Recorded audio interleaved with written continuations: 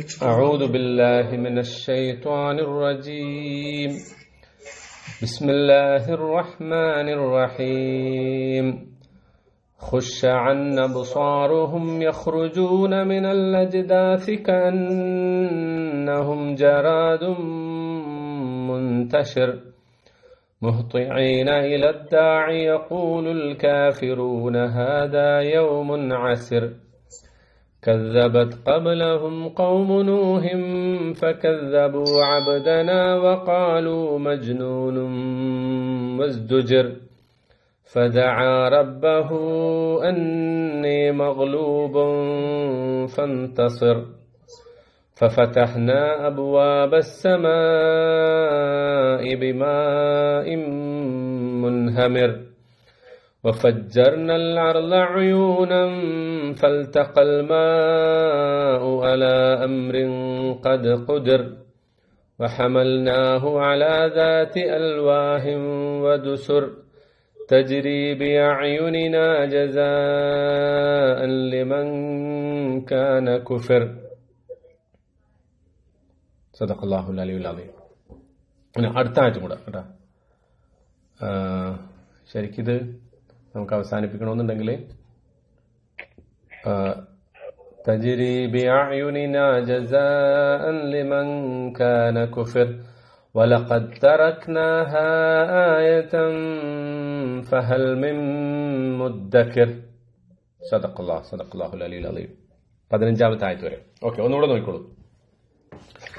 أعوذ بالله من الشيطان الرجيم بسم الله الرحمن الرحيم خش عن أبصارهم يخرجون من الأجداث كأنهم جراد منتشر مهطعين إلى الداع يقول الكافرون هذا يوم عسر كذبت قبلهم قوم نوح فكذبوا عبدنا وقالوا مجنون وازدجر فدعا ربه أني مغلوب فانتصر ففتحنا أبواب السماء بماء منهمر وفجرنا الأرض عيونا فالتقى الماء على أمر قد قدر وحملناه على ذات ألواح ودسر تجري بأعيننا جزاء لمن كان كفر ولقد تركناها آية فهل من مدكر. കേൾക്കുമ്പോ ഇത്തിരി കുറച്ച് പഠിക്കാനൊക്കെ പ്രയാസമായിട്ട് തോന്നുന്നുണ്ടല്ലേ കേൾക്കുമ്പോ? പക്ഷെ അത് മക്കിയായ സൂറത്തുകളുടെ ഒരു പ്രത്യേകതയാണ്. അത് പിന്നെ ചെറിയ വാക്കുകളിൽ, ഞാൻ നേരത്തെ പറഞ്ഞല്ലോ, ചെറിയ വാക്കുകളിൽ ഒരുപാട് ആശയം, ഒരുപാട് അർത്ഥങ്ങളൊക്കെ ഉള്ള വാചകങ്ങളാണത്. ഓക്കെ, നമ്മളുടെ ഒരു സാധാരണ ഒരു ഖിറാഅത്തിന് ഒതുങ്ങുന്നതല്ല കേട്ടോ ഇത്. ശരിക്ക് ഞാൻ പറഞ്ഞത്, ഞാൻ പോലും ഓതിയത് ഒരു തജ്വീദിന്റെ നിയമങ്ങൾക്ക് അപ്പുറം ഈ ആയത്തുകൾ ഓതുമ്പോൾ ശരിക്ക് ചില പദങ്ങളിൽ നമ്മൾ ശരിക്ക് കഠിനമായി ഫോക്കസ് ചെയ്ത് അല്ലെങ്കിൽ എംഫസൈസ് ചെയ്ത് ഓതുന്നുണ്ട്. ഇപ്പൊ ഇത് വഖാലു മജ്നൂനും വസ്ദുജിർ, ശരിക്കും അവിടെ ഇസ്ദജറ എന്ന് പറഞ്ഞ ഭീഷണിപ്പെടുത്തി, താക്കീത് ചെയ്തു, ബ്ലാക്ക് മെയിൽ ചെയ്തു എന്നൊക്കെയാണ് അതിന്റെ അർത്ഥം. അപ്പോ അവിടെയൊക്കെ ശരിക്ക് ആ ഓത്തിന് അങ്ങനെ ഒരു വശം കൂടെ ഉണ്ട്. നമ്മളുടെ പാരായണം എന്ന് പറഞ്ഞാല് അർത്ഥത്തിന് പ്രാധാന്യം കൊടുക്കാതെ തജ്വീദിന്റെ നിയമങ്ങൾക്ക് പ്രാധാന്യം കൊടുത്തിട്ട് ഓതന ഒരു ഓത്താണല്ലോ. അപ്പൊ നമ്മൾ അങ്ങനെ ഓതി പോകുന്നതാണ്. ശരിക്കും അത് അർത്ഥം മനസ്സിലാക്കുമ്പോൾ നിങ്ങൾക്ക് അത് തിരിയും. ഓക്കെ, ശരി. ശരിക്കും ഈ ആദ്യത്തെ നമ്മൾ ഓതിയല് ആദ്യത്തെ രണ്ടായത്തുകള് ഖുശ അൻ അബ്സാറുഹും ഹാദാ യൗമുൻ അസിർ വരെ, അത് നമ്മൾ നേരത്തെ പറഞ്ഞ ഇതുവരെ കഴിഞ്ഞ ആഴ്ച എടുത്ത ഭാഗത്തോട് ചേർത്ത് ഓതേണ്ടതാണ് ശരിക്ക് കേട്ടോ. കാരണം അതിനുശേഷം പറയുന്ന ഭാഗം വേറെ തന്നെയാണ്. ഓക്കെ, പക്ഷെ ഞാൻ നിങ്ങൾക്ക് സൗകര്യത്തിന് വേണ്ടിയിട്ടാണ് മുറിച്ച് ഇതാക്കണം. അപ്പൊ നിങ്ങൾക്ക് കാണാതെ പഠിക്കുന്നവർക്ക് അത് എളുപ്പമായിക്കോട്ടെ വിചാരിച്ചിട്ടാണ് ചെറിയ ചെറിയ ഭാഗങ്ങളാക്കുന്നത്. ശരിക്കും വാസ്തവത്തിൽ ഈ പറഞ്ഞ രണ്ടായത്തും നേരത്തെ നമ്മൾ പറഞ്ഞ ഭാഗത്തോട് ചേർന്ന് വരണം. പക്ഷെ നമുക്ക് അർത്ഥം പഠിക്കുമ്പോൾ അതൊന്നുകൂടി ആവർത്തിച്ച് പഠിക്കാനുള്ള ഒരു അവസരം കൂടിയാണ് ഇത് കേട്ടോ. ഓക്കെ, ഖുശഅൻ അബ്സാറുഹും. ഖുശഅൻ അബ്സാറുഹും എന്ന് പറഞ്ഞാല് ഖശഅ കേട്ടിട്ടുണ്ടോ? ഖശഅ എന്താ?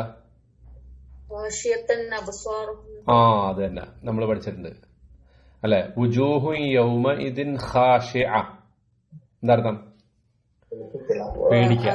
ഖശഅ എന്ന് പറഞ്ഞാൽ പേടിച്ചു. ഖശഅ പേടിച്ചു. ഖുശഅൻ എന്ന് പറഞ്ഞാല് വല്ലാതെ പേടിച്ചു, ഒരുപാട് പേടിക്കണേനാണ് എന്ത് പറയാ? ഖുശഅൻ. അബ്സാറുഹും ഖുശഉൻ എന്നാണ് ശരിക്കും വേണ്ടത്. ബസറിന്റെ ജമ്മാണ് അബ്സാർ. എന്താണ് ബസറിന്റെ അർത്ഥം? കണ്ണ്. കണ്ണ്. അബ്സാർ കണ്ണുകൾ അല്ലെ.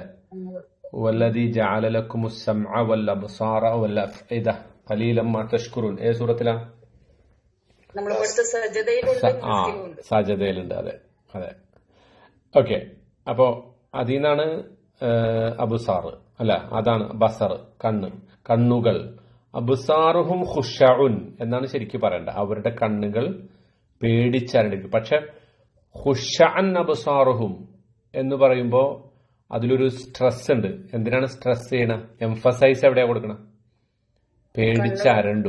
പേടിച്ചരണ്ടു എന്നതിന്. നമ്മളിപ്പം അവളുടെ കണ്ണുകൾ വലുതാണ് എന്ന് പറയും, അല്ലെങ്കിൽ അവന്റെ കണ്ണുകൾ വലുതാണ് എന്ന് പറഞ്ഞു. വലിയ കണ്ണുകൾ എന്ന് പറയുന്നതും എന്താണ്? ആ വലുതിനൊരു പ്രാധാന്യം കൊടുക്കുമല്ലോ, അതുപോലെയാണത്. ചുവന്ന് തുടുത്ത മുഖം ആണ് അവന്റെ. ദേഷ്യം കൊണ്ട് ചുവന്ന് തുടുത്തതാണ് മുഖം. അവന്റെ മുഖം ചുവന്ന് തുടുത്തതാണ് എന്നൊരു സ്റ്റേറ്റ്മെന്റ് പറയുന്ന പോലെയല്ല ചുവന്നിരിക്കുകയായിരുന്നു അവന്റെ മുഖം എന്ന് പറയുന്നത്. അതുപോലെയാണത്. അപ്പൊ ഖുശഅൻ അബ്സാറുഹും അവരുടെ കണ്ണുകൾ, ദൃഷ്ടികൾ പേടിച്ചരണ്ടിരിക്കും. എപ്പോഴാണ്? നമ്മൾ നേരത്തെ പറഞ്ഞ ആയത്ത്, അതാ ഞാൻ പറഞ്ഞത്. നേരത്തെ പറഞ്ഞ ആയത്ത് ഓർമ്മ വേണം. എന്തായിരുന്നു? യൗമ യദ്ഉ ദാഇ ഇലാ ഷൈഇൻ നുഖർ അല്ലെ. ഭീകരമായ ഒരു സംഗതിയിലേക്ക് ആ വിളിയാളൻ ഇസ്രാഫീല് കാഹളത്തിൽ ഊതുന്ന മലക്ക് വിളിക്കുമ്പോ അവരുടെ അവസ്ഥ എന്തായിരിക്കും? ഖുശഅൻ അബ്സാറുഹും. ആ വിളി കേൾക്കുമ്പോ അവരുടെ ദൃഷ്ടികൾ പേടിച്ചരണ്ട് ഇങ്ങനെ തള്ളി നിൽക്കും. പേടി വരുമ്പോ മനുഷ്യന്റെ, ഇപ്പോ നമ്മളൊക്കെ ഇമോജിയിലൂടെയാണ് അല്ലെ. ഇമോജി, വാട്സാപ്പിൽ ഇമോജി, പേടിക്കണേനുള്ള ഇമോജി എന്താ? കണ്ണിങ്ങനെ തുറച്ചു നിൽക്കണ ഇമോജി ഇടാറില്ലേ? അതാണ് ഖുശഅൻ അബ്സാറുഹും എന്ന് പറഞ്ഞാല് പേടിച്ചരണ്ട മിഴികളായിരിക്കും അവരുടേത്, ദൃഷ്ടികളായിരിക്കും. യഖ്റുജൂന അവര് പുറപ്പെടുന്നു. ഖറജ പുറപ്പെട്ടു. ഖറജയുടെ ഓപ്പോസിറ്റ് ദഖല പ്രവേശിച്ചു. യഖ്റുജൂന അവര് പുറത്തു വരും. മിനൽ അജ്ദാസ് ഖബറുകൾ അല്ലെ. ഖബറുകൾ എവിടെ? അജ്ദാസ് നമ്മൾ പഠിച്ചിട്ടുള്ള യാസീനിലുണ്ട്. ആ സൈഹത്ത് കേൾക്കുമ്പോ അല്ലെ, കാഹളത്തിൽ ഊതുന്ന ശബ്ദം കേൾക്കുമ്പോ ഫൈദാഹും മിനൽ അജ്ദാസി ഇലാ റബ്ബിഹിം യൻസിലൂൻ. അത് തന്നെ. അവരുടെ ശരിക്ക് ഖബർ എന്ന് പറയാതെ, ഖുബൂർ എന്ന് പറയാതെ അജ്ദാസ് എന്ന് പറയാൻ കാരണം അന്നേരം ഞാൻ പറഞ്ഞിരുന്നു. ഓർക്കുന്നുണ്ടോ ആരെങ്കിലും? എന്തായിരിക്കും? യഖ്റുജൂന മിനൽ ഖുബൂർ. ആദ്യം മുതലേ ഖബറിലുള്ളവരെ. അതല്ല ശരിക്കും, ബേസിക്കലി അതല്ല മീനിങ്. ശരിക്കും ഖബർ എന്ന് പറഞ്ഞാൽ നമ്മൾ ആ കുഴിക്കണ, ഭൂമിയിൽ കുഴിക്കുന്നതാണ് ഖബർ. അജ്ദാസ് എന്ന് പറഞ്ഞാൽ ശരിക്കും ഖബറിന്റെ അവസ്ഥയിലുള്ള എല്ലാവരെയും കുഴിച്ചിടുകയല്ലോ ചെയ്യുന്നത്. പിന്നെന്താ ചെയ്യാ? ചിലരെ കത്തിച്ചു കളയും അല്ലെ, ചിലരെ കഴുകൻ തിന്നും, വേറെ വെള്ളത്തിൽ വീണവരുണ്ടാവും അല്ലെ. ബിൻലാദിനൊക്കെ വെള്ളത്തിൽ കെട്ടിത്താഴ്ത്തല്ലേ ചെയ്തത്. ചിലപ്പം ബോഡിയുടെ പാർട്സ് ആയിട്ട് ചിതറി വീണവരുണ്ടാവും, കത്തിപ്പോയവരുണ്ടാവും, ഒക്കെ ഉണ്ടാവും. പക്ഷെ ഇവരെല്ലാവരും ഒരുമിച്ച് കൂട്ടുന്ന അവസ്ഥ, അവർ പിന്നെ ഖബറിന്റെ അവസ്ഥയൊക്കെയാണ് എന്ത് പറയാ? അജ്ദാസ് എന്ന് പറയാം. അപ്പോ അത്തരം ഖബറിന്റെ അവസ്ഥയിൽ നിന്ന്, ശ്മശാനങ്ങളിൽ നിന്ന് എന്നാണ് അതിന് ശരിക്കും വേണമെങ്കിൽ നമുക്ക് അർത്ഥം പറയാവുന്നത്. സെമിത്തേരി, ശ്മശാനങ്ങളിൽ നിന്ന് അവർ പുറത്തു വരും. എങ്ങനെ? ആത്മഹത്യ ചെയ്തവരുടെ ബോഡി എവിടെ ഇരിക്കും? അതാണ് പ്രധാനം. കുഴിച്ചിട്ടാണെങ്കിൽ, ഖബറിലാണെങ്കിൽ പിന്നെ മുസ്ലിങ്ങളാണെങ്കിൽ കുഴിച്ചിടും, ക്രിസ്ത്യാനികളാണെങ്കിൽ കുഴിച്ചിടും, കുഴിച്ചിടുന്ന മറ്റുള്ളവരുണ്ട്. താഴ്ന്ന ജാതിക്കാരെന്നൊക്കെ പറയുന്ന നമ്മൾ പറയുന്ന ആളുകളൊക്കെ കുഴിച്ചിടും. മനുഷ്യന്മാരാണ് എല്ലാവരും. പക്ഷെ ചിലര് കത്തിച്ചു കളയും, അല്ല ചിലര് നേരത്തെ പറഞ്ഞ പോലെയൊക്കെ ചെയ്യും. അപ്പോൾ ഏതൊരവസ്ഥയിലും അവർ മരിച്ചു കിടന്ന അവസ്ഥയിൽ നിന്ന് അവരെ പുനരുജ്ജീവിപ്പിക്കും എന്നാണ് ആ പറഞ്ഞതിന്റെ അർത്ഥം. യഹ്റുജൂന മിൻ, അവരെവിടെയാണോ മരിച്ചു വീണത്, എവിടെയാണോ അവരുടെ അവശിഷ്ടമുള്ളത്, ആ അവശിഷ്ടങ്ങളിൽ നിന്ന് അവർ പുറപ്പെട്ടു വരും. കഅന്നഹും, ഏതുപോലെ? കഅന്നഹും, അവർ ഒരു വിഭാഗത്തെ പോലെ ആയിരിക്കും. കഅന്നഹും, അവരായിരിക്കും ജറാദുൻ മുൻതശിർ. ജറാദ് എന്ന് പറഞ്ഞാല് വെട്ടുകിളികൾ. വെട്ടുകിളി, ലെക്കോസ്റ്റ് അല്ലെ നമ്മൾ പറയല്ലേ, ഈ വെട്ടുകിളികൾ. പിന്നെ മുൻതശിർ, ഇൻതശറ എന്ന് പറഞ്ഞാൽ സ്പ്രെഡ് ഔട്ട്, ചിതറി വീണ, അല്ലെങ്കിൽ ഇങ്ങനെ പരന്ന് നടക്കുന്ന വെട്ടുകിളികളെ പോലെ അല്ലെ അവര്. പിന്നെ അതായത് എവിടെ വെട്ടുകിളികൾ നമ്മൾ പറഞ്ഞ കണ്ടിട്ടുണ്ടോ? കൃഷിയൊക്കെ നശിപ്പിക്കാനായിട്ട് ഒരൊറ്റ കൂട്ടമായിട്ടാണ് വരിക. അവരെവിടെന്നാ വരുന്നുണ്ടാവില്ല, ഒരുപാട് ഭാഗത്തുനിന്ന് ഒക്കെ കൂടി വന്നിട്ട് ഒന്നിച്ച് ചേരുക ചെയ്യാം. അപ്പൊ എങ്ങനെയാ? അറബികൾക്കല്ല, നമുക്കും ഭക്ഷിക്കാം. അനുവദിക്കപ്പെട്ടതാണ് കേട്ടാ, നമുക്കും ഭക്ഷിക്കാം. വെട്ടുകിളികളുടെ മാംസം ഭക്ഷിക്കാൻ പറ്റുള്ളൂ, മറ്റേതൊക്കെ ചെറുതല്ലേ. ഭക്ഷിക്കാം, അതായത് ചത്താലും ഭക്ഷിക്കാന്നാണ്, അറുക്കണമെന്നില്ല. അറുക്കാതെ ഭക്ഷിക്കാവുന്ന രണ്ട് സംഗതിയുള്ളത് എന്തൊക്കെയാ? മത്സ്യവും വെട്ടുകിളിയും. മത്സ്യത്തിന് അറുക്കണ്ടല്ലോ. വെള്ളത്തിലുള്ള എല്ലാ ജീവികളും. അതെ, അതുപോലെ വെട്ടുകിളി, മത്സ്യം എന്ന് ഉദ്ദേശിക്കുന്നത് അതാണ്. ഓക്കെ, അപ്പോ ഇവിടെ ഈ വെട്ടുകിളിയുടെ ആയിട്ട് ഇതിന് ഉപമിക്കാനുള്ള കാരണം എന്താ? ഈ കാഹളത്തിലെ ഊത്ത് കേൾക്കുമ്പോ എവിടെയാണോ മരിച്ചു കിടക്കുന്നത് അവിടുന്ന് അവര് എഴുന്നേറ്റ് കൂട്ടമായിട്ട് പടർന്ന് ഇങ്ങനെ വരും, അതാണ് ഉദ്ദേശിക്കുന്നത്. മുഹ്തഈന ഇലദ്ദാർ, മുഹ്തഈന അവര് ഓടിയെടുക്കും. മുസ്രിഈന എന്നർത്ഥം. മുഹ്തഈന എന്ന് പറഞ്ഞാൽ മുസ്രിഈന, പെട്ടെന്ന്. സുർഅത്ത് എന്നാണ് മുസ്രി. വളരെ ധൃതിപ്പെട്ട് അവർ ഓടിയെടുക്കും. ഇലദ്ദാഇ, ആരിലേക്ക്? ഈ വിളി കേട്ട ആളിലേക്ക്. ഇസ്രാഫീലാണല്ലോ വിളിക്കണം. അപ്പം ആ കാഹളത്തിൽ ഊത്ത് കേട്ട ഭാഗത്തേക്ക് അവർ ഓടി ഇങ്ങോട്ട് വരും. മുഹ്തഈന ഇലദ്ദാഇ, വിളിക്കുന്നവനിലേക്ക് ഓടിയെടുത്തുകൊണ്ട്.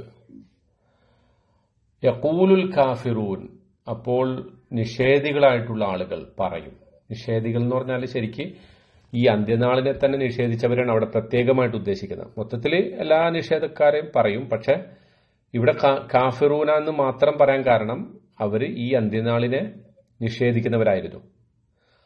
അപ്പോ അവര് പറയും ഈ അന്ത്യനാളില്ല, അങ്ങനെ ഒരു സംഭവം ഇല്ല എന്നൊക്കെ വാദിച്ചിരുന്ന ആ നിഷേധികൾ അപ്പൊ പറയും, ഹാദാ യൗമുൻ അസിർ, ഇതൊരു വല്ലാത്ത പ്രയാസകരമായ ദിവസമാകുന്നു. അസിർ എന്ന് പറഞ്ഞാല് ഉസ്ർ അല്ലെ, ഇന്ന മഅൽ ഉസ്രി യുസ്ര, കേട്ടല്ലേ? ഉസ്ർ എന്ന് പറഞ്ഞാൽ എന്താ? പ്രയാസം. അതിന്റെ അഡ്ജക്റ്റീവാണ് അസിർ എന്ന് പറഞ്ഞാല് പ്രയാസകരമായ. അപ്പോ ഇത് വളരെ പ്രയാസകരമായ ഒരു ദിവസമാണ് എന്ന് ഇതിനെ ഇഹലോകത്ത് വച്ച് തള്ളിപ്പറഞ്ഞ ആളുകള് പറയും. ഇതൊരു ദുരിതമേറിയ ദിവസമാണ്, വളരെ പ്രയാസകരമായ ഒരു ദിവസമാണ് എന്നവര് ഇതിനെക്കുറിച്ച് പറയും. കേട്ടാ? ഓക്കെ, അടുത്തത് കസ്സബത് ഖബ്ലഹും ഖൗമു നൂഹിൻ. കസ്സബത് ഖബ്ലഹും, ഇവർക്ക് മുമ്പ് നിഷേധിച്ചിരുന്നു. കസ്സബ എന്ന് പറഞ്ഞാല് കളവാക്കിയിരുന്നു. ഖബ്ലഹും, ഇവർക്ക് മുമ്പ്. ഖൗമു നൂഹിൻ, നൂഹ് നബിയുടെ ജനത. ഫകദ്ദബു അബ്ദന, അവർ എന്ത് ചെയ്തു? തള്ളിപ്പറഞ്ഞു. കദ്ദബ യുകദ്ദിബു, തള്ളിപ്പറഞ്ഞു. അബ്ദന, നമ്മുടെ ദാസനെ. ആരാണ്? അല്ലാഹുവിന് പറയണം. നമ്മുടെ ദാസനെ, നമ്മുടെ അടിമയെ അവര് തള്ളിപ്പറഞ്ഞു. വഖാലു, അവര് പറഞ്ഞു, മജ്നൂനുൻ, ഭ്രാന്തനാണ്. നൂഹ് നബി അലൈഹി സ്വലാം ഭ്രാന്തനാണ് എന്നവർ പറഞ്ഞിരുന്നു. വസ്ദുജിർ എന്ന് മാത്രമല്ല, അദ്ദേഹം ആട്ടിയോടിക്കപ്പെടുകയും ചെയ്തു, വിരട്ടിയോടിക്കപ്പെടുകയും ചെയ്തു, ഭീഷണിപ്പെടുത്തപ്പെട്ടു. ഇസ്ദജറ എന്ന് പറഞ്ഞാല് അവര് ഭീഷണിപ്പെടുത്തി എന്നാണ്. പക്ഷെ ഇവിടെ പറഞ്ഞു വസ്ദുജിർ, അദ്ദേഹം ഭീഷണിപ്പെടുത്തപ്പെട്ടു അല്ലെങ്കിൽ വിരട്ടിയോടിക്കപ്പെട്ടു. ഇസ്ദജറ ശരിക്ക് ഇസ്ദജറ സജറ എന്ന് പറഞ്ഞ അർത്ഥം അകറ്റി നിർത്തുക എന്നാണ് കേട്ടോ. അകറ്റി നിർത്തുക, അതിനാണ് സജറ എന്ന് പറയാ. അതിനാണ് ഇസ്ദുജിർ. ശരിക്കും ഭീഷണിപ്പെടുത്തി അകറ്റി നിർത്തുന്നതിനാണ് എന്ത് പറയാ, ഇസ്ദജറ എന്ന് പറയാ. സാധാരണ വെറുതെ അകറ്റി നിർത്തുന്നതിന് സജറ എന്നാ പറയാ കേട്ടോ. ഭീഷണിപ്പെടുത്തി വിരട്ടി അകറ്റി നിർത്തുക. അപ്പൊ വസ്ദുജിർ അദ്ദേഹം, അത് പാസീവ് വോയിസിലാണ് പറയുന്നത്. വസ്ദുജിർ അദ്ദേഹം വിരട്ടി ഓടിക്കപ്പെടുകയും ചെയ്തു. ഇപ്പൊ എന്താ മൊത്തം ആ വാചകത്തിന്റെ അർത്ഥം? കദ്ദബത് ഖബൽ എന്താ പറഞ്ഞ എന്താ പറഞ്ഞ എന്നോടാണോ? ഓക്കെ. കദ്ദബത് ഖബ്ലഹും ഇവർക്ക് മുമ്പ് നൂഹ് നബിയുടെ ജനത കളവാക്കിയിട്ടുണ്ട്. ഫകദ്ദബു അബ്ദന അവർ നമ്മുടെ ദാസനെ കളവാക്കി. വഖാലു മജ്നൂനുൻ അവർ പറഞ്ഞു ഇദ്ദേഹം ഒരു ഭ്രാന്തനാണ്, ഭ്രാന്ത് ബാധിച്ച ആളാണ്. വസ്ദുജിർ അദ്ദേഹത്തെ അദ്ദേഹം വിരട്ടി ഓടിക്കപ്പെടുകയും ചെയ്തു. അപ്പൊ നമ്മൾ നോക്കൂ, എല്ലാ പ്രവാചകന്മാരും അവര് നേരിട്ട ഒരു വിമർശനമാണ് മജ്നൂൻ, ഭ്രാന്താണ് ഇങ്ങർക്ക്. ഇന്ന് സത്യവിശ്വാസികളോട് പറയുന്നതും അതിനല്ലേ, ഇവർക്കൊക്കെ ഭ്രാന്താണ്, ഇവര് വട്ടാണ് ഈ പറയുന്നത്. നമുക്കിപ്പോ ഇന്നത് കേൾക്കുമ്പോ, ചില വിമർശനം കേൾക്കുമ്പോൾ നമുക്ക് മനസ്സ് വിഷമിക്കണ്ടല്ലോ അല്ലെ? എന്തിനിപ്പോ മുസ്ലിങ്ങള് ലോകത്തെ ഏത് ഭാഗത്ത് നോക്കിയാലും മുസ്ലിങ്ങൾ ഇങ്ങനെ, ചൈനയിലെ ഉയ്ഗൂർ മുസ്ലിങ്ങള്, ബർമയിലെ റോഹിംഗ്യൻ മുസ്ലിങ്ങള്, ഇന്ത്യയിലെ നോർത്ത് ഇന്ത്യയില്, കേരളത്തിലടക്കം ഇവരെ നമ്മളൊക്കെ ആക്ഷേപിക്കുന്നതിന്റെ അടിസ്ഥാനം എന്താ? ഇവരേതോ 14ാം നൂറ്റാണ്ടില അല്ലെ, ആ ഒരു അന്ധകാര കാലഘട്ടത്തിൽ ഒരു പ്രത്യയ ശാസ്ത്രമായിട്ടാണ് വന്നിട്ടുള്ളത്. ഇതൊക്കെ വട്ടാണ് ഈ പറയുന്നത്. അപ്പോ എല്ലാ കാലത്തും എല്ലാ പ്രവാചകന്മാരും ഏറ്റ വിമർശനമല്ലാത്ത മറ്റൊരു പുതിയ വിമർശനവും നമുക്ക് കേൾക്കുന്നില്ല എന്നതുകൂടി നമ്മൾ മനസ്സിലാക്കണം. എന്ന് മാത്രമല്ല, ഈ ഇസ്ദുജിറ എന്ന് പറഞ്ഞതിന്റെ അർത്ഥം, മറ്റൊരർത്ഥം എന്താ അറിയോ? പാകിസ്ഥാനിലേക്ക് പോയിക്കോളാനാണ് പറയണത്. പാകിസ്ഥാനിലേക്ക് പോയിക്കോ. ഇപ്പൊ നമ്മളോട് പറയാം അതാണ് ഉസ്ദുജിർ. നബീനോട് പറഞ്ഞില്ലേ ഇവിടുന്ന് പോയിക്കോ. എല്ലാ പ്രവാചകന്മാരോടും പറഞ്ഞിട്ടുണ്ട് നിങ്ങൾ ഈ നാട്ടിൽ നിന്ന് പോയിക്കോ. മൂസാ നബീനോടും പറഞ്ഞു. അപ്പം ഇത് പുതിയതല്ല, അത് മനസ്സിലാക്കാൻ വേണ്ടിയാണ്. ഓക്കെ. ഫദഅ റബ്ബഹു അപ്പോൾ അദ്ദേഹം പ്രാർത്ഥിച്ചു. ഫദഅ റബ്ബഹു ഈ ഒരായത്ത് കഴിഞ്ഞിട്ടാണ് അദ്ദേഹം പ്രാർത്ഥിച്ച. ഇവര് മജ്നൂനിനെ വിളിച്ചു, അദ്ദേഹത്തെ വിരട്ടി ഓടിച്ചു, അപ്പോഴേക്കാണ് അദ്ദേഹം പ്രാർത്ഥിച്ച? അല്ല. ഇതിന്റെ ഇടയിൽ ഈ 2 ആയത്തിന്റെ ഇടയിൽ എത്ര വർഷമുണ്ട്? 950 വർഷം ദൈർഘ്യമുള്ള 2 ആയത്താണത്. ഫദഅ റബ്ബഹു അദ്ദേഹം തന്റെ റബ്ബിനോട് പ്രാർത്ഥിച്ചു. എന്താ പ്രാർത്ഥിച്ചെന്നറിയോ? അന്നീ മഗ്ലൂബുൻ ഞാൻ പരാജയപ്പെട്ടിരിക്കുന്നു, ഞാൻ കീഴടക്കപ്പെട്ടിരിക്കുന്നു. ഗലബ യഗ്ലിബു എന്ന് പറഞ്ഞാൽ അതിജയിക്കുക, ഗുലിബ യുഗ്ലബു അതിജയിക്കപ്പെടുക. അതിന്റെ ഇസ്മു മജ്ഹൂൽ അല്ലെങ്കിൽ ഇസ്മു മഫ്ഊലാണ് മഗ്ലൂബ്, ഞാൻ അതിജയിക്കപ്പെട്ടിരിക്കുന്നു. അതായത് മറ്റൊരർത്ഥം പറഞ്ഞാൽ I failed in my mission. ഞാൻ എൻ്റെ ദൗത്യത്തിൽ പരാജയപ്പെട്ടിരിക്കുന്നു എന്നാര് പറയണ്? നൂഹ് നബി അലൈഹിസ്സലാം. കാരണം എന്താ? 950 വർഷം ആളുകളെ ഇസ്ലാമിലേക്ക് ക്ഷണിച്ചിട്ട് എത്ര പേരെ കിട്ടി? കുറച്ചാളുകൾ, 2 കൈയിന്റെയും വിരലുകൾ കൊണ്ട് എണ്ണി തീർക്കാവുന്ന അത്ര ആളുകളെ കിട്ടിയുള്ളൂ. അപ്പൊ ആ 950 വർഷം കഴിഞ്ഞിട്ട് അദ്ദേഹം പറയാണ് അന്നീ മഗ്ലൂബൻ ഞാനിപ്പോ അതിജയിക്കപ്പെട്ടിരിക്കുന്നു. ഫന്തസിർ അതിനാൽ നീ എന്നെ സഹായിക്കണമേ.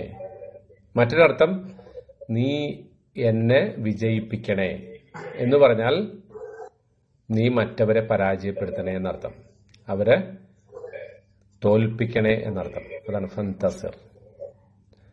ഇത് ശരിക്കും ഞാൻ പറഞ്ഞ അതാണ്. ഇത് ഈ വാചകത്തിന്റെ ഘടന വളരെ ചെറിയ വാക്കുകളിൽ, ഒറ്റൊരു വാക്കിൽ ഒരുപാട് ആശയം. 950 വർഷത്തിന്റെ ആശയമാണ് ഈ 2 വാചകങ്ങളിൽ. അതുകൊണ്ടാണ് നിങ്ങൾക്ക് കാണാതെ പഠിക്കാൻ ഇത്തിരി പ്രയാസം. 950 വർഷം നൂഹ് നബി അങ്ങനെ പറഞ്ഞെങ്കിൽ നിങ്ങൾ 950 ദിവസം എടുത്തിട്ടാണെങ്കിൽ ഇത് കാണാതെ പഠിക്കണം കേട്ടാ. അവിടെ ഒരു പ്രവാചകൻ വർഷങ്ങളെടുത്ത ആളുകളെ ക്ഷണിക്കുന്നു. നമുക്കിത് കാണാതെ പഠിക്കാൻ പറ്റുന്നില്ല, അത് പ്രയാസമാണ്. ഓക്കെ, ഫന്തസിർ, അതുകൊണ്ട് എന്നെ നീ സഹായിക്കണേ. ഫഫതഹ്ന, അപ്പൊ നാം എന്ത് ചെയ്തു? തുറന്നു കൊടുത്തു. ഫതഹ, തുറന്നു കൊടുത്തു, നാം തുറന്നു കൊടുത്തു. അബ്വാബസ്സമാ, ആകാശത്തിന്റെ കവാടങ്ങൾ. ആകാശ കവാടങ്ങൾ നാം തുറന്നു കൊടുത്തു. ബിമാഇൻ മുൻഹമിർ, ബിമാഇൻ മുൻഹമിർ, തുടരെ തുടരെ ഒഴുകുന്ന മഴ എന്ന് പറഞ്ഞാൽ നിലക്കാത്ത മഴ, പേമാരി, നിലക്കാത്ത പേമാരി. പേമാരിയാൽ ഞാൻ ആകാശത്തിന്റെ കവാടങ്ങൾ തുറന്നു. എത്ര ബ്യൂട്ടിഫുൾ, എത്ര മനോഹരമായ സാഹിത്യമാണ് നോക്കിയത്. ആകാശത്തിന്റെ കവാടങ്ങൾ നിലക്കാത്ത പേമാരിയാൽ നാം തുറന്നു കൊടുത്തു. നല്ല കവിത എഴുതുന്ന ആളുകൾക്ക് ഇതിനേക്കാൾ മനോഹരമായ വാചകങ്ങൾ കിട്ടില്ല. പ്രത്യേകിച്ച് ആ ഓരോ പ്രാസോപ്പിച്ചിട്ടുള്ള പദങ്ങളാണല്ലോ. അതെ, ഫന്തുസിർ, വസ്ദുജിർ, അസിർ, മുൻതഷിർ, അങ്ങനെ അങ്ങ് പറഞ്ഞിട്ടാണ് മുൻഹമിർ. ഓക്കെ, ഫഫതഹ്ന അബ്വാബസ് സമാഇ ബിമാഇൻ മുൻഹമിർ, ഉറവ, ഒരു നിലക്കാത്ത പേമാരിയാൽ, മഴയാൽ നാം ആകാശത്തിന്റെ വാതിലുകൾ തുറന്നു. ഫജ്ജർനൽ അർള ഉയൂനൻ എന്ന് മാത്രമല്ല, ആകാശത്തു കൂടെ മഴ, പക്ഷെ ഭൂമിയിലോ ഫജ്ജർന, നാം പൊട്ടിച്ചു, പുറപ്പെടുവിച്ചു. അൽ അർള, ഭൂമിയെ ഇങ്ങനെ പിളർന്നിട്ട്, ഉയൂനൻ, ഉറവകൾ ഇങ്ങനെ, ആ ഭൂമിയുടെ അടിയിൽ നിന്ന് വെള്ളം ഉറവയെടുത്തു. ഉയൂൻ, ഐൻ എന്ന് പറഞ്ഞ ഇവിടെ അരുവിയാണ്. ഐനിന് വേറൊരു അർത്ഥം ഉണ്ട്, എന്തെന്നാ? കണ്ണെന്ന് അർത്ഥമുണ്ട്. ഇവിടെ ഉദ്ദേശിക്കുന്നത് അരുവി.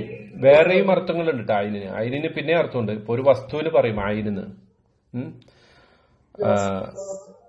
അതുകൊണ്ടാണ് ഒയൂൻ, അയിനിന്റെ ജമ്മാണ് ഒയൂൻ, അരുവികള്. അപ്പോ ഭൂമി പിളർന്നിട്ട് നാം അരുവികളെ പുറപ്പെടുവിച്ചു. ഫൽതഖൽ മാ, അങ്ങനെ വെള്ളം. ഇനി അടുത്ത വാചകം ശരിക്കും ശ്രദ്ധിക്കണം കേട്ടാ, അതിഭയങ്കരമായ സാഹിത്യമാണത്. അടുത്ത വാചകം അതിഭയങ്കരമായ സാഹിത്യമാണ്. ഫൽതഖൽ മാഉ, അങ്ങനെ ആ വെള്ളം കണ്ടുമുട്ടി. അലാ അംരിൻ, ഒരു വസ്തുവിന്റെ മേൽ. ഖദ് ഖുദിർ, നേരത്തെ തീരുമാനിക്കപ്പെട്ട, നേരത്തെ ഖദറാക്കപ്പെട്ട ഒരു സംഗതിയെ ആ വെള്ളം കണ്ടുമുട്ടി. എന്നർത്ഥം എന്താണെന്ന് മനസ്സിലായ? വെള്ളം വന്ന് ഒരുമിച്ച് കൂടിയ ഒരവസ്ഥ.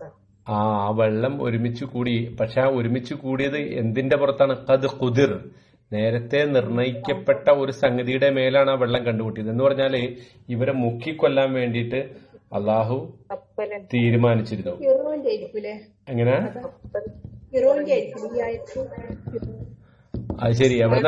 എവിടെന്നാ പോന്നെന്ന് മറന്നുപോയാ? കദ്ദബത് ഖബലഹും ഖൗമു നൂഹൻ. എവിടെന്നാ പോന്ന? നൂഹ് നബിയുടെ സമുദായം.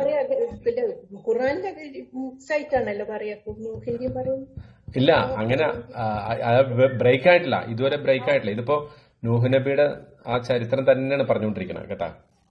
ഓക്കെ, അപ്പോ ഫൽതഖൽ മാഉ, വെള്ളം കണ്ടുമുട്ടി. അലാ അംരിൻ ഖദ് ഖുദിർ, നേരത്തെ തീരുമാനിക്കപ്പെട്ട ഒരു കാര്യത്തിന്റെ മുകളിൽ. ഇവിടെ ശരിക്കും അതിന്റെ അർത്ഥം ഫൽതഖൽ മാഉ, വെള്ളം സംഗമിച്ചു. അലാ അംരിൻ, ഒരു കാര്യത്തിനായി. ഖദ് ഖുദിർ, നേരത്തെ നിശ്ചയിക്കപ്പെട്ട് കഴിഞ്ഞ ഒരു കാര്യത്തിനായി വെള്ളം സംഗമിച്ചു എന്നർത്ഥം. എന്ന് പറഞ്ഞാൽ ആകാശത്ത് നിന്ന് മഴ വന്നു, നിലക്കാത്ത മഴ. ഭൂമിയിൽ നിന്ന് ഒരുപാട് ഉറവകൾക്കുമേൽ ഉറവ ഇങ്ങനെ പൊട്ടിയൊലിച്ചു. അതിൽ നിന്ന് രണ്ടിന്നുള്ള വെള്ളം കൂടെ കൂടിയിട്ട് ഇവരെ മൊത്തത്തിൽ എല്ലാവരെയും മുക്കിക്കളഞ്ഞു. അതാണ് നേരത്തെ നിശ്ചയിക്കപ്പെട്ട ഒരു കാര്യത്തിനായി അവർ സംഗമിച്ചു എന്ന് പറയുന്നതിന്റെ അർത്ഥം. അതാണ്. മനസ്സിലായോ? സാഹിത്യം മനസ്സിലായോ? ഫൽതഖൽ മാഉ അലാ അംറിൻ ഖദ് ഖുദിർ വഹമൽനാഹു. അപ്പൊ തിരിഞ്ഞില്ല. ആരെയാണ് നശിപ്പിച്ചത്? ആരെയാണ് വെള്ളത്തിൽ മുക്കിക്കൊന്നത്? സത്യനിഷേധികൾ. ഇനി ബാക്കിയുള്ളവരെ വഹമൽനാഹു, നാം അദ്ദേഹത്തെ വഹിച്ചു.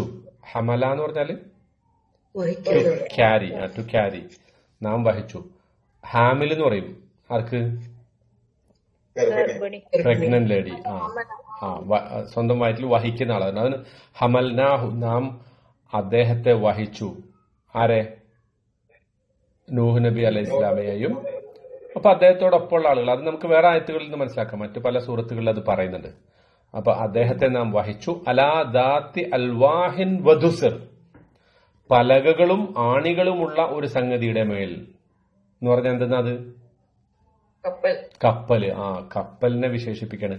കവികൾ അങ്ങനെയാണ് അല്ലെ? കവിത പറയുമ്പോ അവര് കപ്പലിന് നേരിട്ട് പറയൂല, പലകയും ആണിയും കൂടിച്ചേർന്ന ഒരു സംഗതി. ഇതാണ് ഖുർആന്റെയും ഇവിടുത്തെ ഒരു ശൈലി. അതായത് ശരിക്കും ആ ഒരു വാചകത്തിന്റെ ഘടന അങ്ങനെയാണ്. എല്ലാം വളരെ സാഹിത്യ ഭാഷയിലാണ് പറഞ്ഞിരിക്കുന്നത്. കണ്ടില്ലേ? ഇപ്പോ ആകാശത്ത് നിന്ന് നിലക്കാത്ത മഴ വന്നു, ഭൂമിയിൽ അരുവി വന്നു. ഇത് രണ്ടും കൂടി നേരത്തെ നിശ്ചയിക്കപ്പെട്ട ഒരു സംഗതിയുടെ മേൽ ഒരുമിച്ചുകൂടി. ഇപ്പൊ പറയുന്നു, നാം അദ്ദേഹത്തെ പലകകളും ആണികളുമുള്ള ഒരു സംഗതിയിൽ വഹിച്ചു അദ്ദേഹത്തെ. ദാത്ത് എന്ന് പറഞ്ഞാൽ എന്താ? ദാത്ത് എന്ന് പറഞ്ഞാൽ ഉള്ളത് കേട്ടാ, ഉള്ളത്. ദൂമാല്, പണമുള്ളവൻ. ദൂ മക്കാനത്ത്, സ്ഥാനമുള്ളവൻ. ദൂ ഷുഹറത്ത്, പ്രശസ്തിയുള്ളവൻ. അതിന്റെ സ്ത്രീലിംഗമാണ് ദാത്ത്. ഓക്കെ. ഹമൽനാഹു, നാം അദ്ദേഹത്തെ വഹിച്ചു. അലാ ദാത്തി അൽവാഹിൻ വദുസിർ, എന്തിന്റെ? പലകകളും ആണികളുമുള്ള ഒരു വാഹനത്തിന്മേൽ അല്ലെങ്കിൽ ഒരു വസ്തുവിന്മേൽ അദ്ദേഹത്തെ നാം വഹിച്ചു എന്ന് പറഞ്ഞാൽ കപ്പലിൽ നാം അദ്ദേഹത്തെ കയറ്റിക്കൊണ്ടുപോയി എന്നാണ് പറഞ്ഞതിനർത്ഥം. ലൗഹിന്റെ ജമ്മാണെന്ത്? അൽവാഹ്, പലക എന്നർത്ഥം, പ്ലേറ്റ്. ഇന്നിപ്പോ ഈ ടാബില്ലേ, ടാബ് ആപ്പിൾ, ഐപാഡൊക്കെ, അതിന് ലൗഹ് എന്ന് പറയും. ലൗഹ് ഇലക്ട്രോണി. ശരിക്കൊരു അതന്നെ ഫലകം എന്ന് നമ്മൾ പറയുന്നത്. അപ്പോ എങ്ങനെ ഇവിടെ അത് ഉദ്ദേശിക്കുന്നത് പലക. നമ്മൾ സാധാരണ ഈ മരത്തിന്റെ പലകയ്ക്ക് പറയില്ലേ, ഫീ ലൗഹിൻ മഹ്ഫൂദ്. അതെ. അത് പിന്നെ സുരക്ഷിത ഫലകം. അത് ഖുർആനെ കുറിച്ച് ശരിയാണത് കേട്ടാ. ഓക്കെ. ദുസുർ എന്ന് പറഞ്ഞാലും ആണിക്ക് വേറൊരു വാക്ക് പറഞ്ഞ അറബിയില് ആർക്കെങ്കിലും അറിയോ? ആണി മിസ്മാർ. Very good. മിസ്മാർ. അതൊക്കെ നിങ്ങളുടെ കൊളോക്കിയൽ ഭാഷയിലും മറ്റേ ഭാഷയിലൊക്കെ ഒന്ന് തന്നെയാണ്. നിങ്ങൾക്ക് മിലിറ്ററിന്ന് കിട്ടണം അതൊക്കെ അല്ലെ? മിസ്മാർ. അതെ. ആണാ? അത് സംസാരിക്കാനേ പറ്റുള്ളൂ. ആയത്തിലേക്ക് വരുമ്പോ പ്രശ്നമാണ്. ഓക്കെ. ഫദ്ദുസിർ, ദസിറാണ് അതിന്റെ ഏകവചനം. ദസിറിന്റെ ജമ്മാണ് ദുസുർ കേട്ടാ. ദസിറാണ് അതിന്റെ ഏകവചനം. എന്റെ അർത്ഥം മിസ്മാർ. മറ്റൊരു വാക്ക് ആണി. വേറൊരു പാദം ഉണ്ടല്ലോ ആണിക്ക്. നമ്മള് പിന്നെ ഇവിടെ പഠിക്കില്ലേ സൂറത്തുൽ ഫജ്റിൽ ഇതാണ്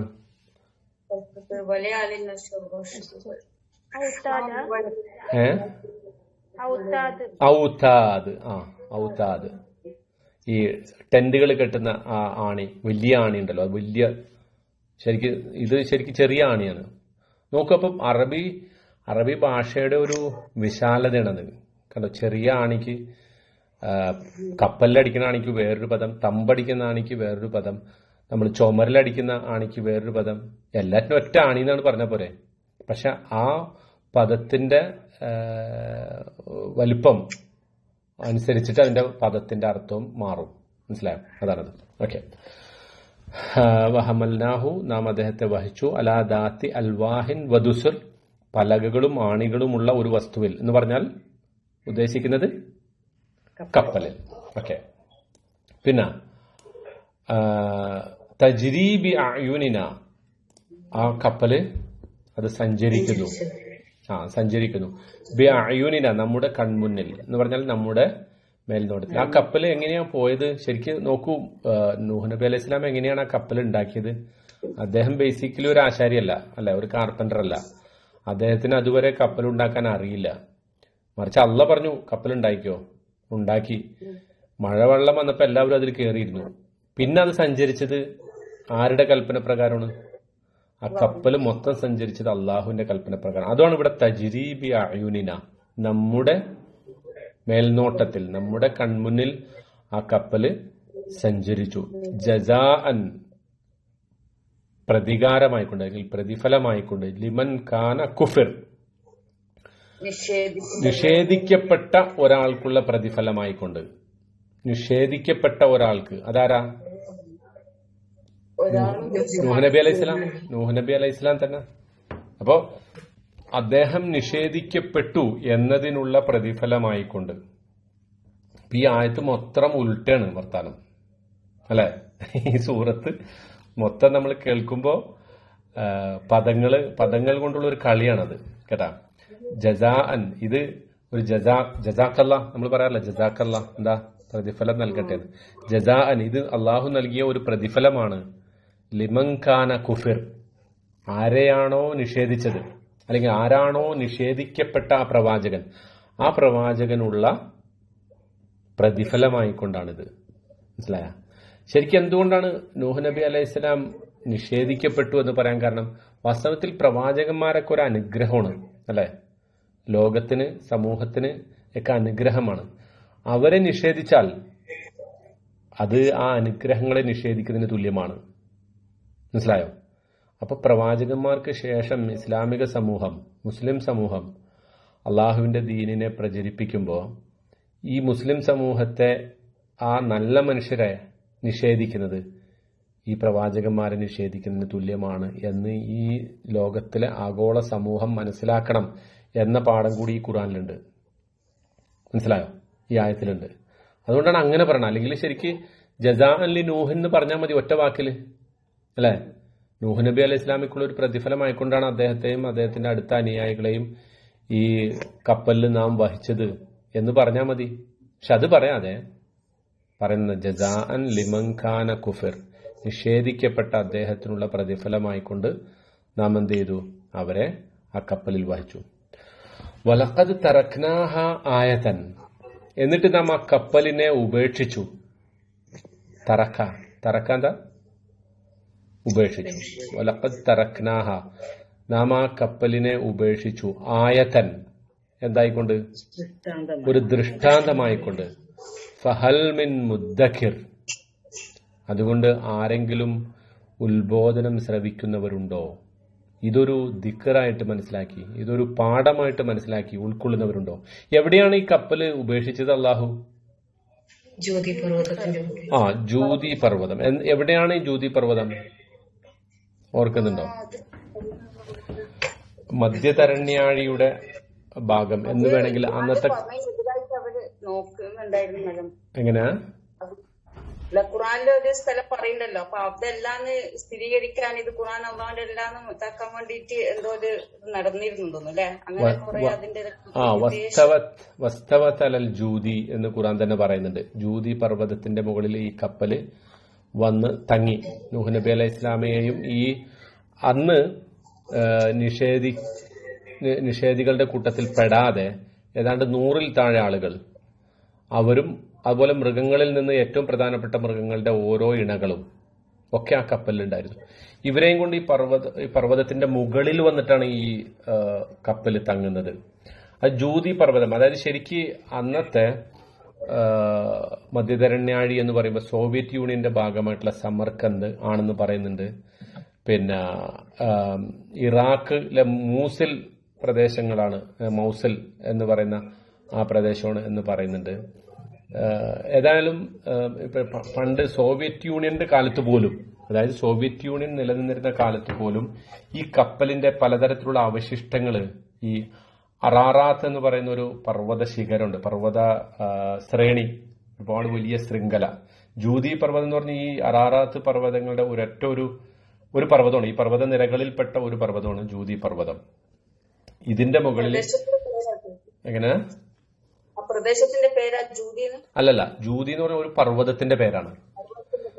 ആ പർവ്വതം അറാറാത്ത് എന്ന് പറയുന്നതാണ് ആ പർവ്വത ശൃംഖല. അങ്ങനെയാണല്ലോ പർവ്വതങ്ങളെ കിടക്കുക. എങ്ങനെയാ ഒരു ഒരു ഒരു സീരീസ് ആണല്ലോ, വലിയ ഒരു, പ്രത്യേകിച്ച് പിന്നെ റഷ്യ, കസാക്കിസ്ഥാൻ, അർമീനിയ ഇതൊക്കെ ഉൾക്കൊള്ളുന്ന മധ്യേഷ്യൻ റിപ്പബ്ലിക്കുകളില്ലേ, മധ്യേഷ്യൻ റിപ്പബ്ലിക്കുകൾ എന്ന് പറയുന്നത് ആ പ്രദേശം അന്ന് ലോകത്ത് ശരിക്കും മനുഷ്യവാസം ഉണ്ടായിരുന്ന സ്ഥലങ്ങളിൽപ്പെട്ട ഇറാഖ് പോലത്തെ ഈ മിഡിൽ ഈസ്റ്റ് പോലത്തെ പല പല പ്രദേശങ്ങളിലായിട്ട് മനുഷ്യവാസം ആകെ ഉണ്ടായിട്ടുള്ളൂ. അതുകൊണ്ട് തന്നെ പണ്ഡിതന്മാർ തമ്മിൽ തർക്കമുണ്ട്, ഈ വെള്ളപ്പൊക്കം അന്ന് ആഗോളാടിസ്ഥാനത്തിലായിരുന്നോ പ്രാദേശിക അടിസ്ഥാനത്തിലായിരുന്നോ? അതായത് ലോകത്തെല്ലായിടത്തും ഒരേപോലെയാണ് വെള്ളപ്പൊക്കം വന്നത്. നൂഹ് നബി അലൈഹി ഇസ്ലാമിനെ വിശ്വസിച്ച ആളുകളെ മാത്രം നശിപ്പിക്കാൻ, അവരെ മാത്രം രക്ഷപ്പെടുത്താൻ വേണ്ടി ബാക്കി എല്ലാവരും നശിപ്പിക്കാനായിട്ട് ലോകത്തിന്റെ എല്ലാ ഭാഗത്തും വെള്ളപ്പൊക്കം വന്നു? അതല്ല, ഈ നൂഹ് നബി അലൈഹി ഇസ്ലാം ജീവിച്ചിരുന്ന ആ പ്രദേശത്ത് മാത്രമേ വന്നുള്ളൂ.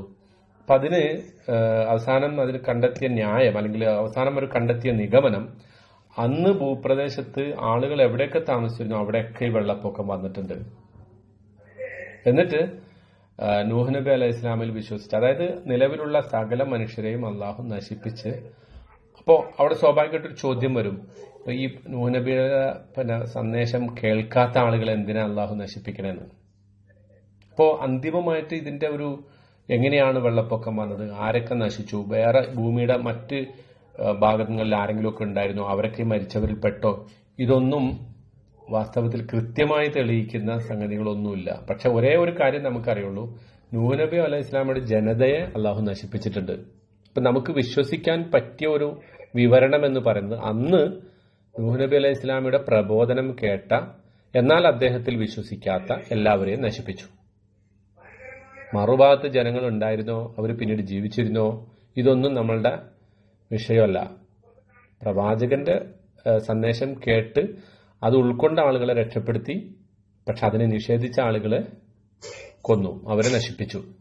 ഈ ഒരു വിശദീകരണമാണ് ശരിക്കും നമുക്ക് മനസ്സിലാക്കാൻ ഏറ്റവും എളുപ്പമായിട്ടുള്ള ഒരു വിശദീകരണം. ഓക്കെ, അപ്പോ ഇതൊരു ദൃഷ്ടാന്തമായി കൊണ്ട് അവശേഷിപ്പിച്ചു എന്നാണ് അള്ളാഹു പറഞ്ഞത്. വലഖദ് തറക്നാഹ ആയത്തൻ.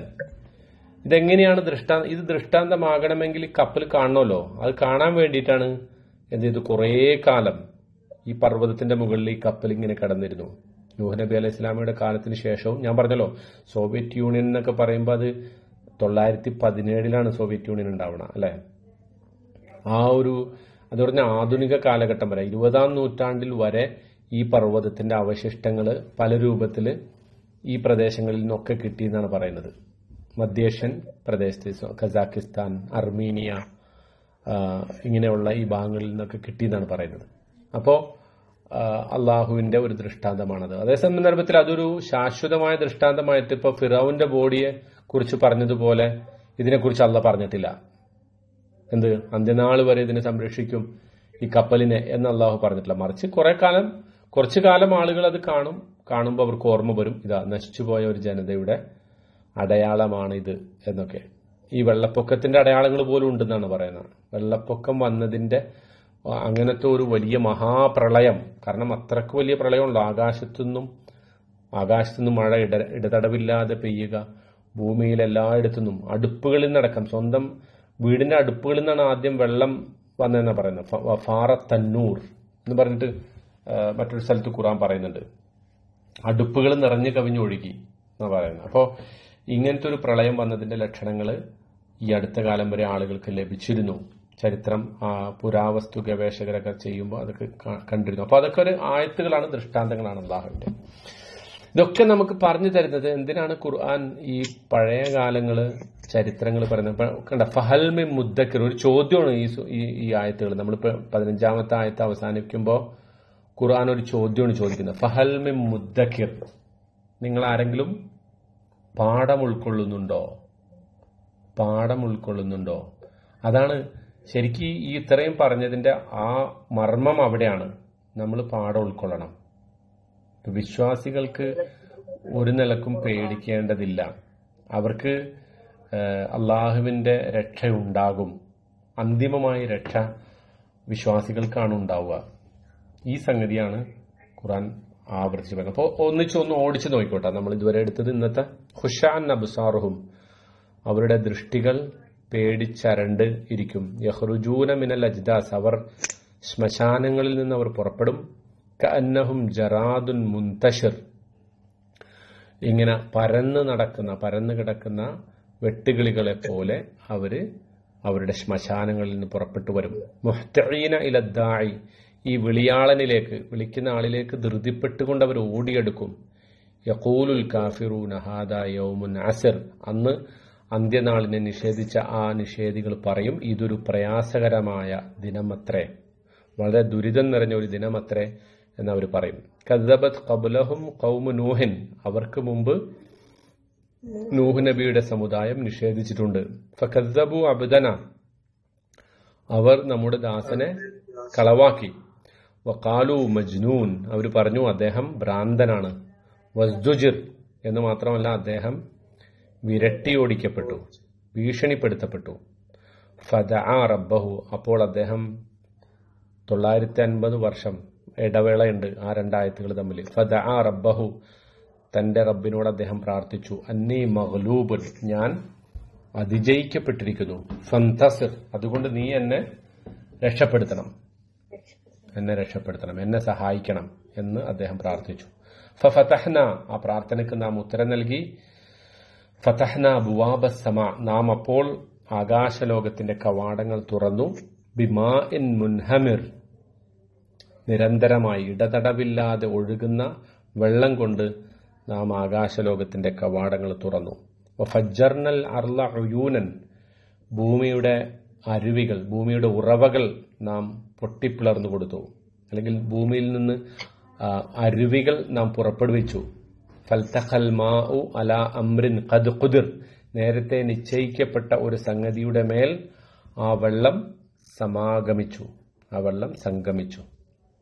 വഹമൽനാഹു അലാ ദാത്തി അൽവാഹിൻ വദുസുർ, നാം അദ്ദേഹത്തെ വഹിച്ചു ആണികളും പലകകളുമുള്ള ഒന്നിന്മേൽ, എന്ന് പറഞ്ഞാൽ കപ്പലിന്മേൽ നാം അദ്ദേഹത്തെ വഹിച്ചു. തജ്രീബി അയുനിന, ആ കപ്പൽ നമ്മുടെ നിർദ്ദേശപ്രകാരം, നമ്മുടെ കൺമുന്നിലൂടെ അത് സഞ്ചരിച്ചു.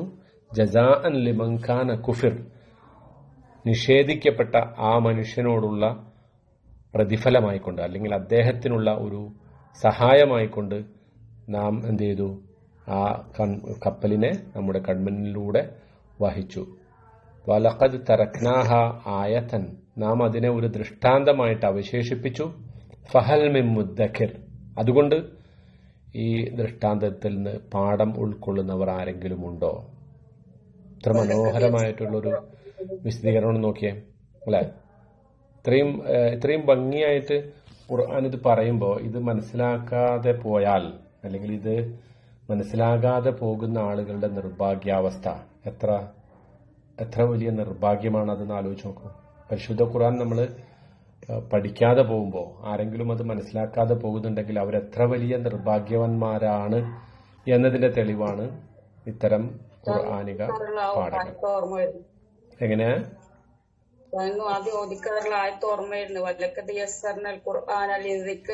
അതുണ്ട്, അത് ഞാൻ മനഃപൂർവ്വം ഇന്ന് എടുക്കാതിരുന്നാണ്. കാരണം അത് തന്നെ കുറെ പറയാനുണ്ട്. അത് അടുത്ത രണ്ടായത്ത് കഴിഞ്ഞാൽ നോക്കൂ, 17ാമത്തെ ആയത്ത് അതാണ്.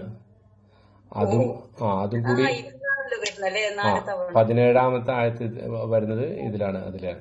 അപ്പം അത് നമുക്കത് കുറച്ചധികം അതിനെക്കുറിച്ച് പറയേണ്ടതുണ്ട്. അതുകൊണ്ടാണ് ഞാൻ ഈ ക്ലാസ്സിൽ അത് ശരിക്ക് ഈ അടുത്ത രണ്ടായത്ത് കൂടി ഇതിന്റെ ഭാഗമായിട്ട് വരേണ്ടതാണ്. ഇപ്പൊ നമ്മൾ ഇതുവരെ ഓതിയ ആയത്തുകളുടെ ഭാഗമായിട്ടാണ് അടുത്ത രണ്ടു കൂടി വരേണ്ടത്. പക്ഷെ അത് ഞാൻ കുറച്ചധികം വിശദീകരിക്കേണ്ടതുള്ളതുകൊണ്ട് അടുത്ത ക്ലാസ്സിലേക്ക് മാറ്റിവെക്കണം കേട്ടോ, ഇൻഷാ അല്ലാഹ്. ഇനി എന്തെങ്കിലും സംശയം ഉണ്ടോ നിങ്ങൾക്ക് ഇതിനെക്കുറിച്ചോ അല്ലെങ്കിൽ മറ്റെന്തെങ്കിലും? ഒരു 4 മിനിറ്റ് കൂടെ, നമുക്ക് 3 മിനിറ്റ് കൂടെ ബാക്കിയുണ്ട്. വേണമെങ്കിൽ നിങ്ങൾക്ക് ചോദിക്കാം ഇൻഷാ അല്ലാഹ്.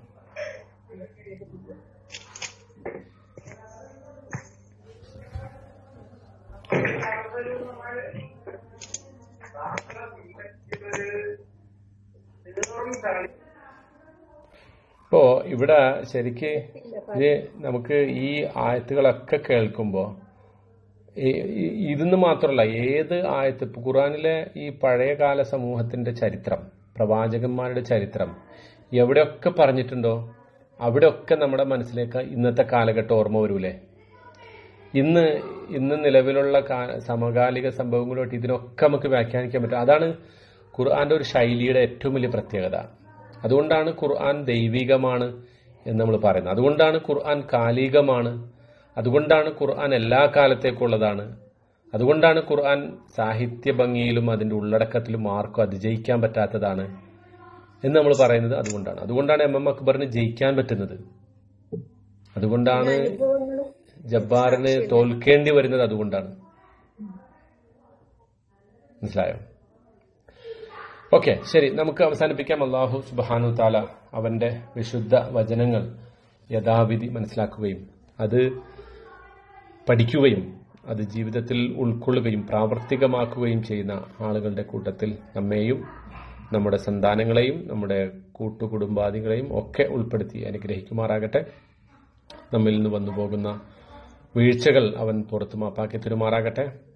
അള്ളാഹുവിന്റെ ഇഷ്ടപ്പെട്ട ദാസന്മാരുടെ കൂട്ടത്തിൽ നാളെ പരലോകത്ത് അവന്റെ ഏറ്റവും വിശിഷ്ടമായ സ്വർഗ പൂങ്കാവനത്തിൽ പ്രവേശിക്കുന്ന ആളുകളുടെ കൂട്ടത്തിൽ അള്ളാഹു നമ്മെയും നമ്മുടെ മാതാപിതാക്കളെയും ഇണകളെയും സന്താനങ്ങളെയും ഒക്കെ പ്രവേശിപ്പിക്കുമാറാകട്ടെ.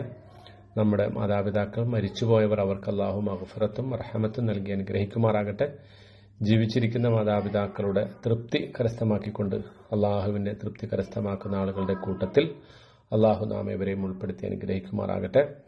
അള്ളാഹു നമ്മുടെ എല്ലാ വിഷമങ്ങളും ദൂരീകരിച്ചു തരുമാറാകട്ടെ. നമ്മുടെ കടങ്ങൾ വീട്ടി തരുമാറാകട്ടെ. സാമ്പത്തികവും ശാരീരികവും മാനസികവുമായ എല്ലാ പ്രയാസങ്ങളും ദൂരീകരിച്ച് യാ അയ്യത്തുഹൻ നഫ്സുൽ മുത്മഇന്ന ഇർജിഇ ഇലാ റബ്ബികി റാളിയത്തൻ മർളിയ എന്ന് പറയപ്പെടുന്ന സമാധാനം പ്രാപിച്ച ആത്മാവെ, നിന്റെ റബ്ബിലേക്ക് അവനിൽ തൃപ്തിപ്പെട്ടുകൊണ്ടും അവൻ തൃപ്തിപ്പെട്ടുകൊണ്ടും മടങ്ങുന്ന ആളുകളുടെ കൂട്ടത്തിൽ അള്ളാഹു നമ്മയും ഉൾപ്പെടുത്തി അനുഗ്രഹിക്കുമാറാകട്ടെ.